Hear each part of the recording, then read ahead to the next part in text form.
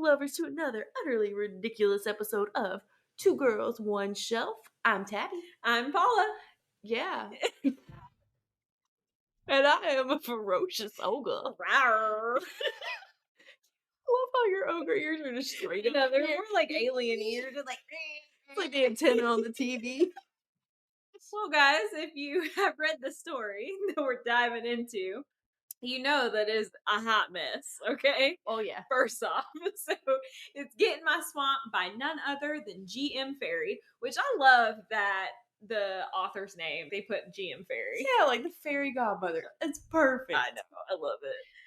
But fair warning, folks, as we enter this swamp, it's full of laughs, a lot of bewildering moments, and of course, some monster romance, or should I say ogre romance. It's nasty. It's just nasty. So we got a Leona, we got a Lawrence, we got a Shrek, or a Beck, Beck, and we got Donnie. Good old Donnie. Donnie was actually a horrible person. Donnie made me upset. Yeah, Donnie was not like Donkey. No, absolutely not. Not at all. Donkey loyal. Donnie's got one thing on his mind. And let's talk about Lord Lawrence. Look, Farquaad, but Fark in this story. So we start off our story with Leona, and we find out that she's broke and she's marrying Lawrence. Farquaad. Fark. So that she can basically get money, use up his credit cards, all that good stuff. Mm-hmm. But in this story, he's a tall man, but he's got a wee little fella. In space. And Leona, she got big boobs, full lips, and an ass that don't quit. Don't quit. Don't stop. Won't stop. But the story starts off, Leona, yeah, she's poor. She's wanting to go to Bora Bora the rest of her life. Can't blame her sometimes. I get it. But she doesn't go to Bora Bora. Yeah, I think she mentioned it in the book. Oh.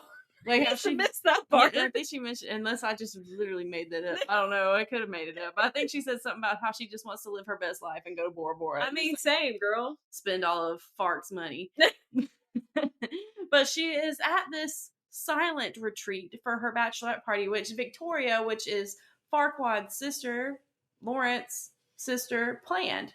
Which they are an interesting sister-brother duo. Very interesting. We'll find more out about their relationship a little bit later and how close they are as siblings. We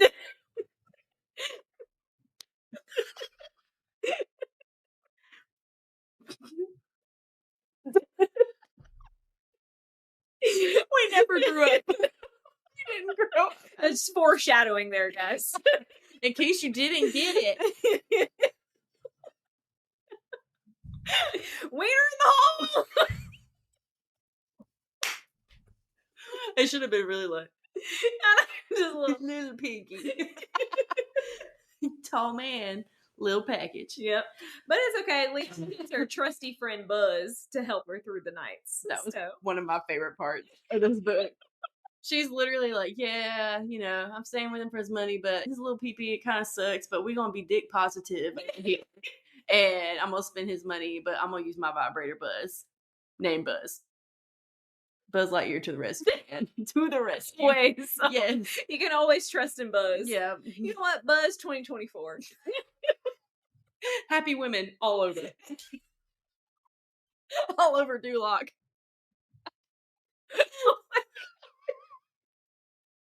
Happy women in the swamp. Happy women everywhere. You get a buzz. You get a buzz.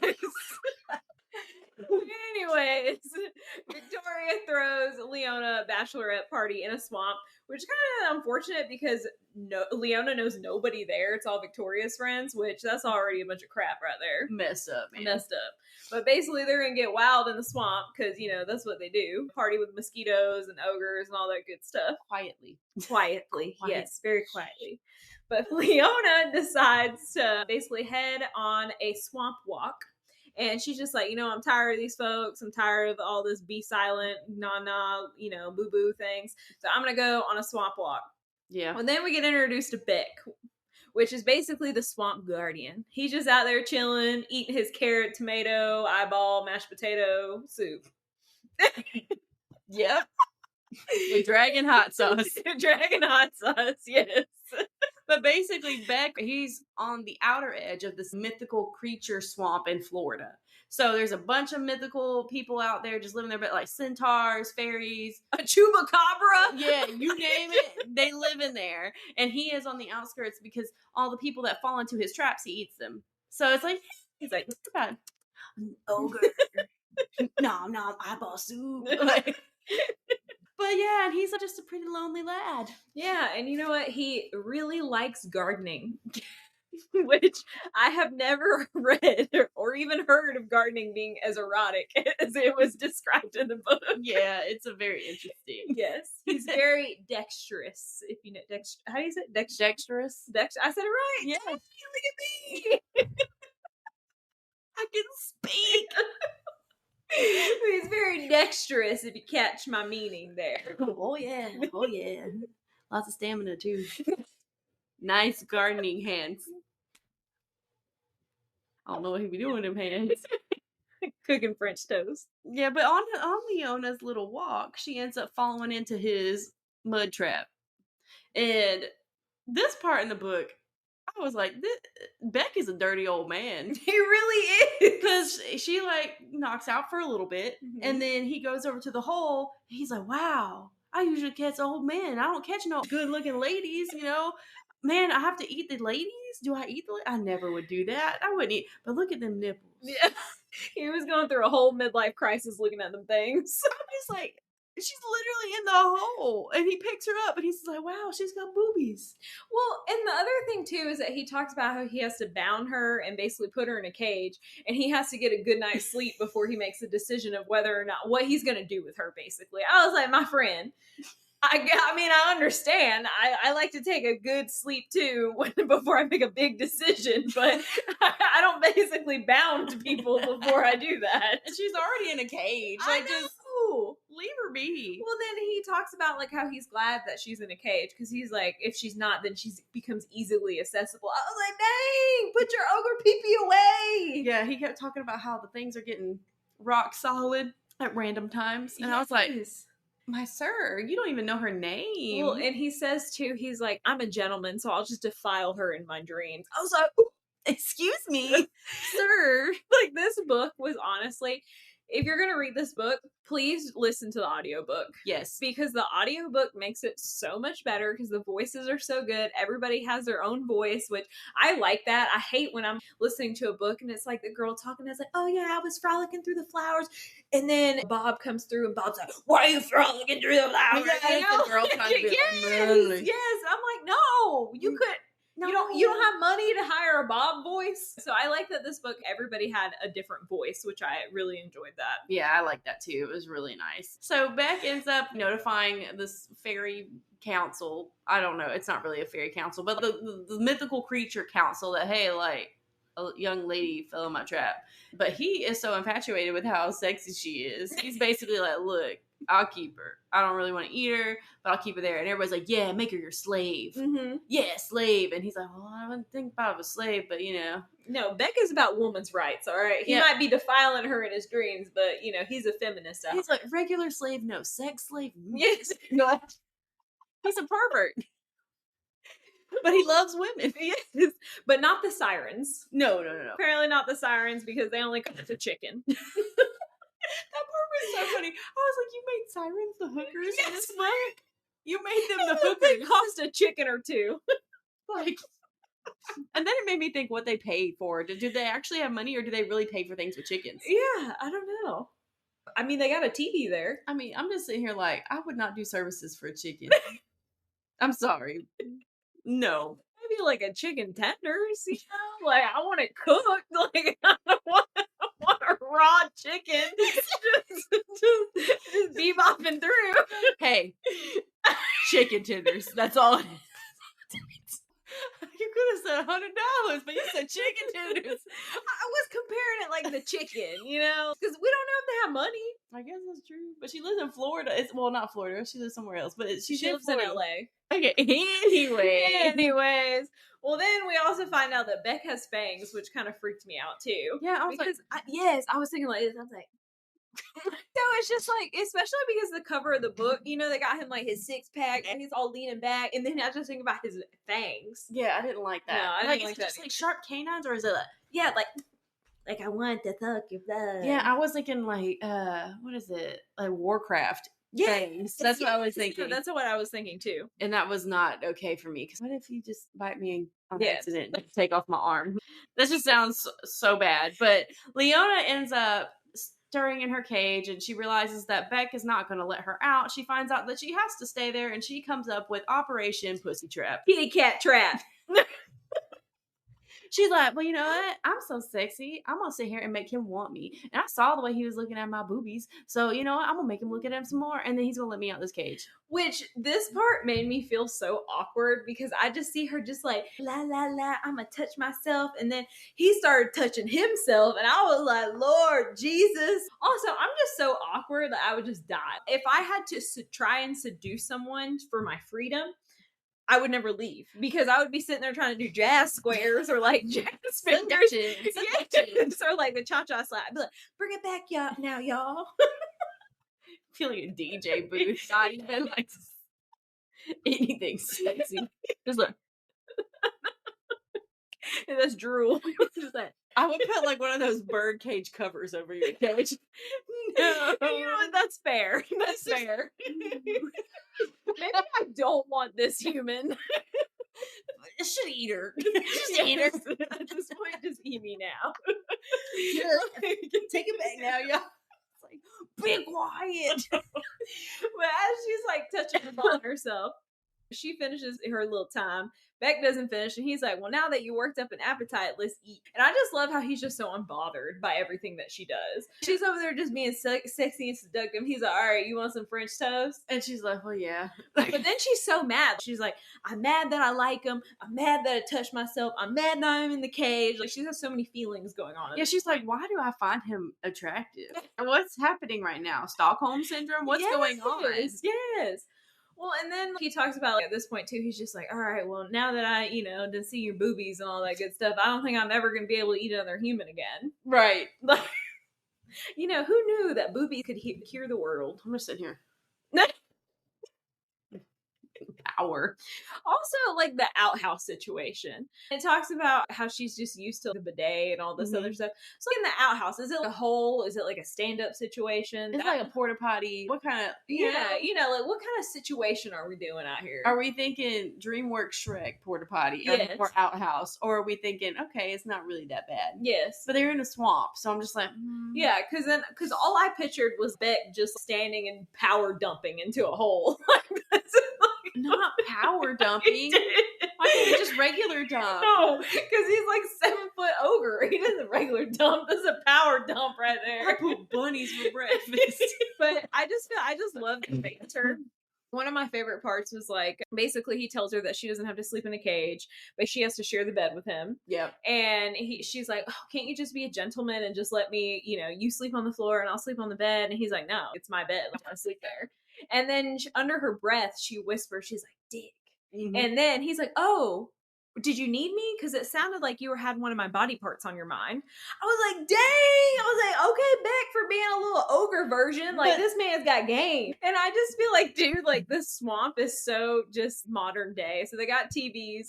They got the thirst trap, the gray sweatpants. Yep. They're just out here just like, who knew that there were thirst traps in the swamp like that? Yeah, but he's just so perverted this whole time. They're in the bed.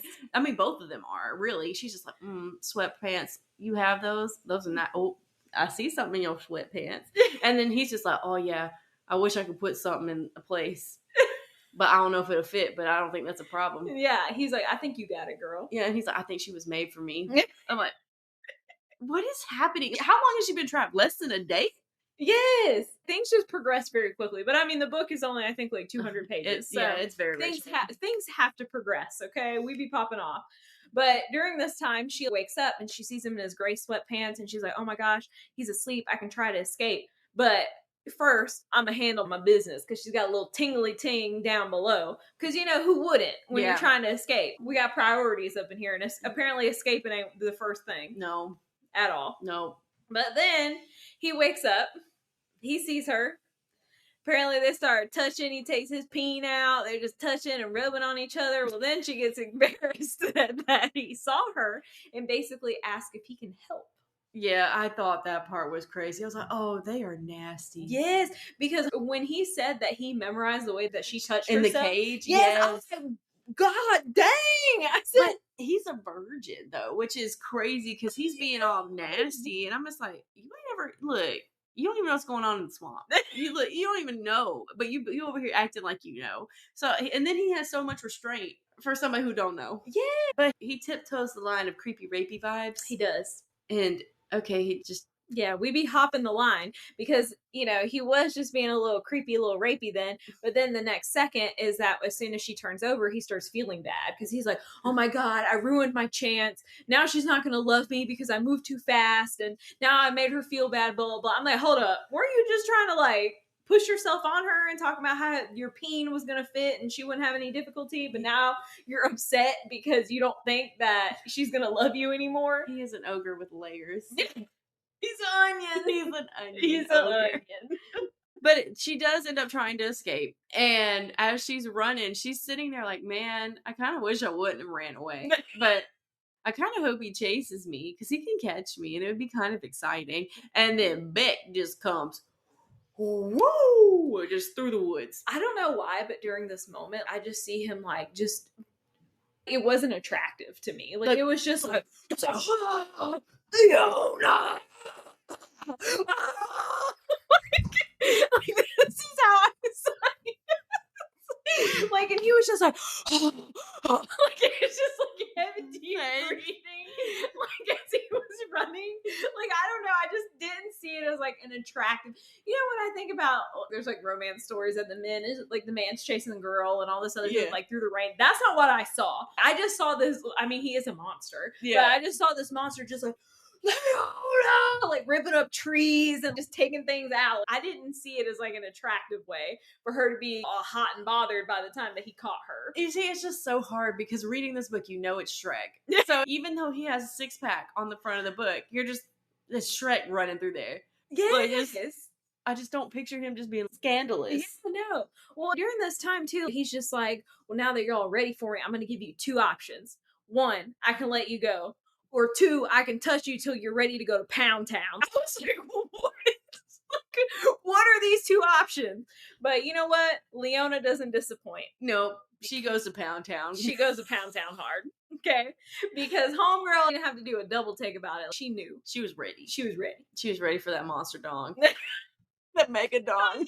But they were doing the nasty things. But after the business, she's like, I don't know if I can walk back. This made me laugh. Because Mega Peen done impaled her. Yeah, basically, he's like feeling bad. He's like, oh, I'll pick you up and carry you because she's wincing. Afterwards, she's like, oh, ouch, ouch, ouch. And she's like, well, I've never been impaled by a monster ween, but it was top notch. So, of course, I'm going to be sore. Monster like, ween. What do you mean? And then he's like, well, let me just take you back to the cabin and I can feed you. And she's like, well, how about you feed me this peen? That part sent me.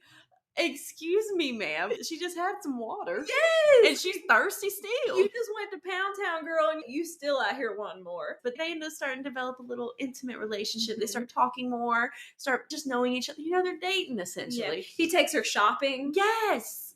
Gets her some new clothes, and then he was all worried in the shop that she was going to get hurt by the person. And then he also meets Winston. Yeah. The wizard. And the wizard's just like, hey, you know, you could give her a potion, it'll make her forget everything, and it'll be fine. He's like, be gone, peasant. Don't talk to me, Winston. And I was sitting here trying so hard. I was like, who's Winston in the Shrek show? Well, and that's how I felt about Victoria, too. Yeah, she was very... Yeah. It was just like, oh, we just gonna plop a new character in here on you. So I imagined Winston as Pinocchio, even though Pinocchio is not a wizard. I can see that. But I was just like, hey buddy. Hey, friend. I got a potion for you. You want it? No? Okay. Okay, bye. I just don't know why. Literally, all I just saw was DreamWorks while I was listening to this. Was just DreamWorks in my head. It was not sexy ogre. It was not. It was just trash. It was bad. It was bad. Yeah. I don't want to know about no more monster peens. No, I need to clean my ears after this book. I need prayer. We need prayer. We shouldn't have read it. We shouldn't. But I'm glad I did, so whatever. I did too. I kind of want to read book 2. Tonight. Well, then we meet Donnie again. Yeah, good old Donnie. Which, the whole Donnie situation kind of made me upset. Because I love Donkey's character. Yeah. Love him. And first off, he's not even a donkey in this one. He's a centaur. So, I don't know. This just made me upset. I kind of want to just be blinded to this part because I love Donkey. Yeah. But basically, Donkey's a creep. Mm-hmm. And also, he immediately gave bad vibes as soon as he came in there. Because he's like basically talking about Beck's parents too. So we find out about Beck's parents, and apparently there was a little boy that came into the woods and Beck's mom was helping him get out of the woods. And then the little boy's dad shot Beck's mom. Mm-hmm. Well, then Beck's dad was like, that's my woman, and killed the little boy's dad. Well, then he felt awful about it. So he ended up killing himself. Yeah. Which is honestly wild to me. Like, out of the whole stories that could have been made up, I wasn't expecting that. Yeah, it was really deep. Yes. During this time too, Donnie is just like, he's giving weird vibes, like a lot of red flags, like he's laughing as he's like telling the story about Beck's parents and things like that. And then he starts basically just trying to push himself on Leona. And it was so weird because he was pushy from the beginning. He's like, wait, I'm Beck's best friend. Mm-hmm. Like, it was very strange the way that he was talking to her. Like, hey, you should talk to me because I am Beck's friend. Let me tell you about him so you know that I know him. So that way I can get close to you. So that way you can take my centaur peen. Centaur peen. I think it's centaur, and I keep saying centaur. I think that's what I said first. So I probably messed you up there. He's trying to take that centaur peen, and he's literally rapey vibes. Yes. Big. But then, Beck, woo, and I mean, he is going raw, different kind of pound town on Donnie's face. Like, he freaking clobbers Donnie to a crispy pulp. And Leon's like, hey, you made your point. I think he could die in a second. You gotta stop, please. Please stop. Well, then he lays claim to Leona next to Donnie's bloody body. Yep. We couldn't have just left. We couldn't have gone back to the little hut. Nope. And he was like, ooh, you still smell like meat. I was like, wait, what? That's your concern? Your concern was that she's not tainted? Did you not smell Farquaad? It is. Like, what's happening right now? What if her normal smell is Farquaad smell? And he just don't know no better. Oh, man. I don't know. You just wrecked Beck's life there. Maybe Beck's really in love with Farquaad. Oh, God. That's awful. Big peen, little peen. It's like opposites attract. But during this time, Beck tells Leona that he loves her, and she's like, oh crap. And that's literally the end of the chapter. Yep. It's just, oh crap. The next morning, basically, Leona's like, you know what? I do love Beck, and I do want to stay with him, and she plans on telling him when he returns. But during this time, Beck had went to go get the potion to basically make her forget. Which is so sad. It was. It did make me sad. I'm like, Beck, what are you doing? Just talk to her about it. Yeah. They didn't talk to each other. They were Pound Town, and that was it. Yeah, I mean, it said they talked to each other, but I don't know how much they really talked about. Yeah, I don't think they did. I don't know. But he ended up telling her about the potion and that she needed to leave, because he didn't want her to be hurt. He didn't want anybody to hurt her. All that, like the thing that happened with Donnie just scared him, essentially. But she was not happy with that, so she... Back to the cage. She threw a tantrum and locked herself in the cage. And then she just started doing some things to herself. And homie bends the bars to get up in there. Also, I didn't think the cage was that big where he could also get in the cage. I didn't think about that. Interesting. Yeah. I don't know why I picture it like a bird cage. I know it's not a bird cage, but I'm pretty sure it's like a square room that just has like a lock on it and it's a cage. But I just picture a little bird cage, like Tweety Bird, and she's just in there. Yeah. I could see that. And especially, I feel like that would be easier to bend than like a legit. Yeah. Then why I don't know. I don't know why she couldn't have got out. I bet she just wanted to stay in there. I bet she could have bent the bars the whole from the beginning. Yeah. But then they do the business after he bends the cage. They do the business a lot in this book. 117 pages of business. But then she goes for a walk and then she runs into Lawrence. And Lawrence is like, well, I'm glad I finally found you. I was trying to do some things first, though, but I found you. Come back home with me. Very unbothered that his fiance was missing for days at a time. And he's like, hey, you look dirty, but you have new clothes. What's happening? Were you just living out here in the woods? Who's helping you? Yes. But then she decides to leave with him, and she doesn't want to go back to Beck because she knows he's going to force her to take the potion. She doesn't want to forget their times together, and she knows that he's going to basically push her away. Yep. So she ends up back in LA, and she's trying to get back into the swing of things with her bidet. You know, it's been a long time using the outhouse. No power dumping. Yeah, no power dumping. But she decides that she wants to surprise Victoria and do a kind thing and bring her food. You know, Victoria threw her the bachelorette party. She was like, oh, Victoria was probably worried about me. I'm just going to bring her some food. You know, be a good sister-in-law. She wasn't worried about you, my friend. No, she wasn't. So she gets there and she knocks on the door, like, hey, and Victoria answers the door freaking out, like, what do you want? You shouldn't be here. Go away. And she's just like, I was just trying to do a nice thing for you. I'm sorry, I brought you some food. And she ends up setting the food down. And on her way, while she's walking out to leave, she notices Lawrence's shoes at the door. And she's just like, what are Lawrence's shoes doing here, sweet sister-in-law? And sister-in-law is just like, oh, you know, he just left them here last time. And she's like, oh, I bet he did. And then she starts stomping to the back door. And she's like, don't do it. Don't do it. Opens it up. He's just in there in his box. She's like, yeah. It's not what it looks like. I wanted to vomit when he said that, oh, we're only half siblings. And it's purely physical because Victoria and I know each other's bodies best. But why? Why should you know each other's bodies the best? You're siblings. Y'all are related. Yes. Y'all have one same parent. Yes. So why do you know each other's bodies the best? Like, that's not normal. No, it's not. Farquaad's got some things going on. So we're a whole Alabama freak show. So Leona ends up going off like, meh, meh, meh, meh, meh, meh, you know, gangster, because she's been in the swamp for a while. So she's just like, la, la, la, la, la. And then she's like, peace out, Brussels sprouts. And then she goes. She's like, you know, I'm going to go live my own life. So she ends up getting her own apartment. She's settling in. She's like, oh, I miss his Beck and his monster peen. And I just can't stop thinking about him. It's sad, but, you know, he didn't want me anyways. But then something ends up knocking on her door. Mm-hmm. She didn't know it was him at first. No. So knocking on the door, really aggressive. She's like, crap, I thought I was more gangster than this. But yeah, I guess like I'm not. hiding under the covers. Like, yeah, she doesn't hide in a closet. She's just like, a blanket over. She's like, see no evil. But I love how she's sitting here like, I thought I was going to be a hard bee. I thought I was just going to be so hard. I thought I was going to be like guns a-blazing. I was going to take him down. She's like, but I'm not. This is how I die. Yes. They're just going to take me. They're just going to take it. And then her door ends up busting and Beck's just like, I smell you. I smell your sexiness. Ew. Yeah, he is. And he's just like, I can smell that you're aroused right now. Like, it was gross. So he couldn't stop himself. He's like, it's been too long. I have to be in some spaces right now. Yes. Or I'll die. So he fills some spaces. Yep. You know, and he starts talking about how he got there, how he put on a mask, and I just pictured him looking like a detective with a trench coat and a hat and just.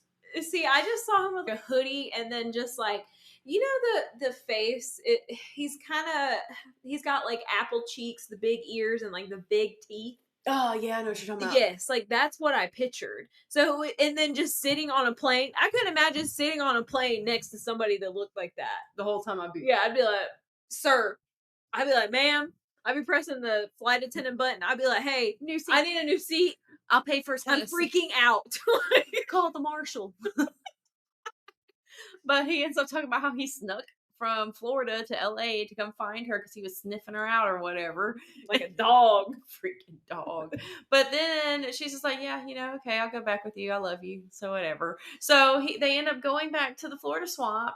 And Beck is like, this is not my sex slave. This is actually my woman. So if y'all touch her, you're going to die. Yeah. Basically, if you want to end up like Donnie, look at her. Yep. And Donnie's all scarred up at the meeting. Just like, probably still bleeding. Who knows? Have you remember in SpongeBob when it would just randomly yell, my leg? Like, just picture Donnie like in the meeting. My face! So poor Donnie. He's probably just sitting there not even looking the right way. And one eye's going this way. Like the guy from Mr. D's where the guy's all eyeballs are this way. Like that was probably Donnie. Donnie don't even know how to look straight anymore. He's probably blind. He's probably blind. He can't even see a woman. He just got to smell her. Like Shrek does. I mean, Beck does, apparently. So I'd be like, Donnie, what? It's like, Jesus, I'm in front of you. Where are you looking to? God, is that you? They're coming. They're coming for me. I can't stand us. Poor Donnie. Actually, no, not poor Donnie. I hope you have a bad Monday, Donnie. Yes, yes. Shame on you, Donnie. Dishonor on your cow. Dishonor on your whole family. Shame on you, Donnie. Shame. Yep. Well, friends, lesson of the day. When in doubt, follow the ogre. If you fall in a hole, just wait for your man to come get you. Sometimes your Prince Charming is green. Yep. Yep. And might have fangs. Big fangs. And smell you. Yep. Anywhere. From Florida to Los Angeles. We'll catch you next time on Two Girls, One Shelf. Until then, keep your novels close and your ogres closer. Oh. Ogres closer. Goodbye for now. You said sandwich. I'm an idiot sandwich. Keep it spicy. Bye.